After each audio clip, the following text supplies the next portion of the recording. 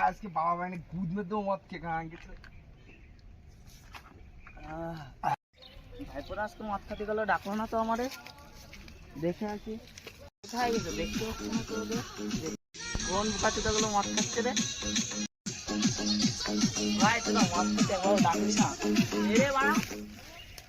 কে বাড়া? তুই বাড়া ধর বাড়া মদ দেখছিস, ধর বৌদা দিদা তোরে দা, তোর বাপরে বলছি। বল কে বৌদা? কাকারে তো গালাগালি দিলাম, পাকা আবার তোর বাড়ি গিয়ে বলে দেবে না তো?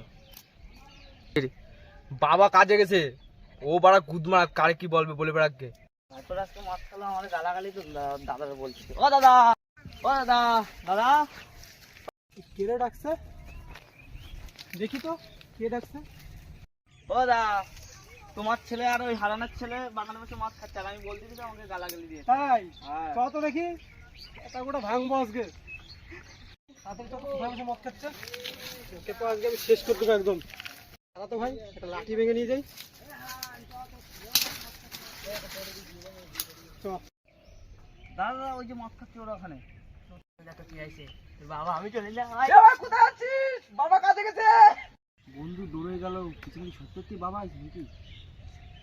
শুয়োরের বাচ্চা। এ ভাই শোন শোন, কেটে দে। কি বল ভাই বলছি কি, মদ গুলো তো ছেলেপেলে কিনে নিয়ে এসছে, টাকার মদ, তো আমি তুই খেয়ে নি, ফেলে দিয়ে কি লাভ হবে, নষ্ট হয়ে যাবে তো বেকার। ঠিক আছে। খেয়ে নি সব বয়।